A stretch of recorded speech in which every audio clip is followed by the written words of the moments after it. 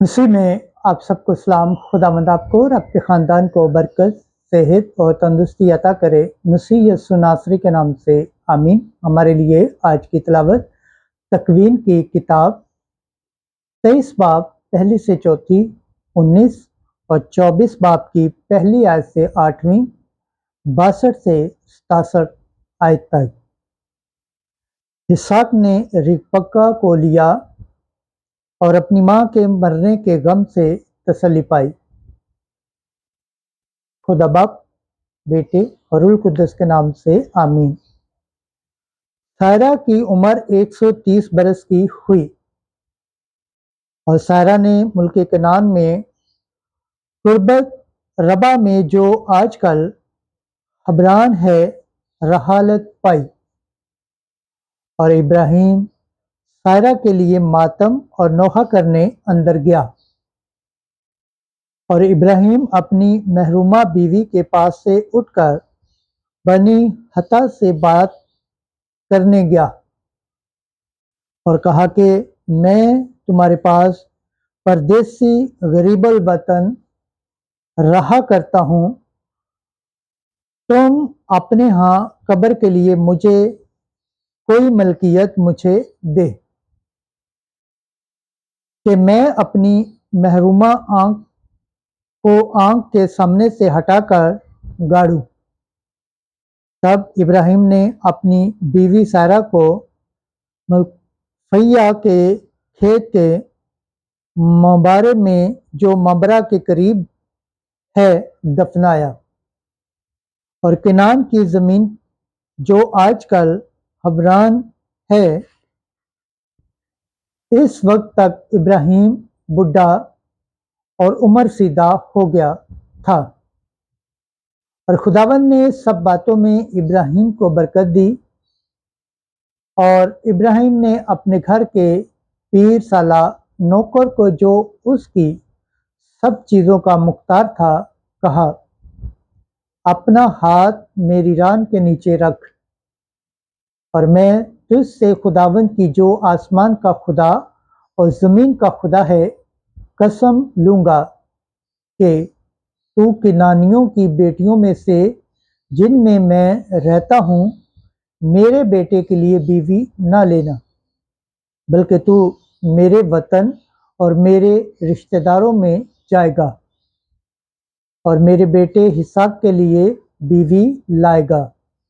نوکر نے اسے کہا کہ شاید وہ عورت اس ملک میں میرے ساتھ آنے پر راضی نہ ہو تو کیا میں تیرے بیٹے کو اس زمین میں جہاں سے تو نکل کر آیا پھر لے جاؤں؟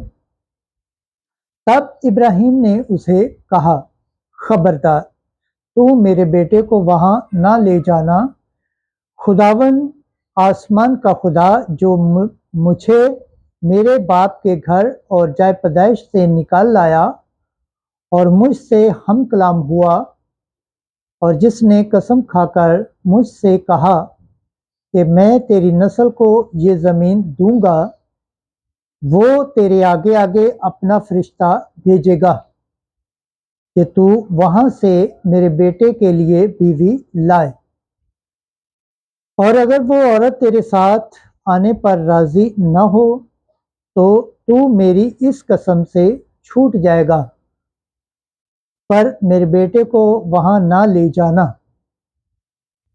اسحاق بحر لہی روئی کی راستے سے آتا تھا، کیونکہ وہ نجبہ کے ملک میں رہتا تھا، اور اسحاق شام کے وقت دان کرنے کو میدان میں گیا، اور اس نے اپنی آنکھیں اٹھائیں اور نظر کی تو دیکھو اونٹ چلے آتے ہیں،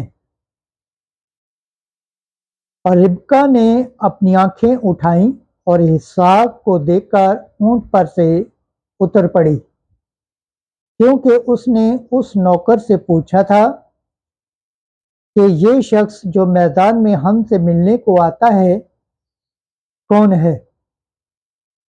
اور اس نوکر نے کہا تھا کہ یہ میرا آقا ہے، اور اس نے نقاب لیا اور اس نے اپنے آپ کو چھپایا، اور नौकर ने सब कुछ जो किया था इसहाक से बयान किया। और इसहाक उसे अपनी माँ सारा के खामे में लाया और रिबका को लिया। और नौकर ने सब कुछ जो किया था इसहाक से बयान किया। और इसहाक उसे अपनी माँ सारा के खैमे में लाया और रिबका को लिया, और वो उसकी बीवी हुई और उसने उसे प्यार किया, यहाँ तक कि अपनी माँ के मरने के गम से तसल्ली पाई। पाक कलाम के पढ़े और सुन जाने पर खुदावंद की बरकत हो, खुदावंद का शुक्र हो, आमीन। आज का ज़बूर पढ़ा जाएगा, ज़बूर 105 पहली आयत से 5वीं आयत तक। जमायती जवाब, खुदावंद का शुक्र करो क्योंकि वो नेक है। हालेलुया। खुदावंद का शुक्र करो क्योंकि वो नेक है, क्योंकि उसकी रहमत अबद तक है। खुदावंद की रहमत, खुदावंद की कुदरत के काम कौन बयान कर सकेगा, या उसकी पूरी सताइश कौन सुनाएगा। जमाती जवाब, खुदावंद का शुक्र करो क्योंकि वो नेक है। मुबारक हैं वो जो कायदे पर चलते हैं और हर वक्त सदाकत के काम करते हैं।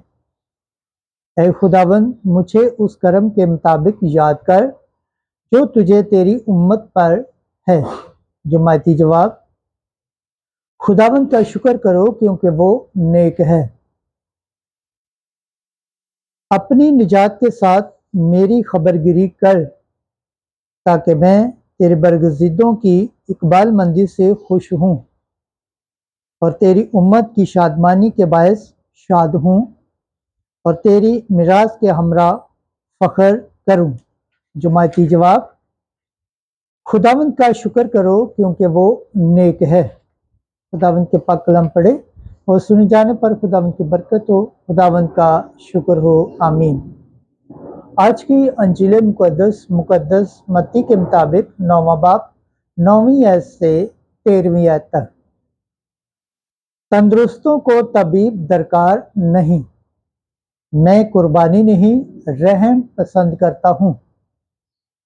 उस वक्त जब यीशु वहां से आगे बढ़ा तो एक शख्स को जिसका नाम मत्ती था वसूल की चुंगी पर बैठे देखा और उससे कहा, मेरे पीछे हो ले। वो उठकर उसके पीछे हो लिया। और जब वो घर में खाना खाने बैठा तो देखो बहुत से वसूल और गुनाहगार आके यीशु और उसके शागिर्दों के साथ खाना खाने बैठे। फरीसियों ने ये देखकर उसके शागिर्दों से कहा, तुम्हारा उस्ताद वसूलियों और गुनाहगारों के साथ क्यों खाता है। उसने ये सुनकर कहा कि तंदुरुस्तों को नहीं बल्कि बीमारों को तबीब दरकार है।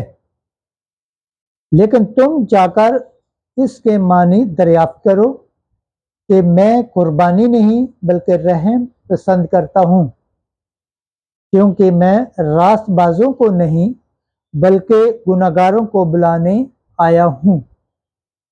अंजील मुकद्दस के वसीला से हमारे गुनाह माफ़ किए जाएं। MC तेरी सताइश हो।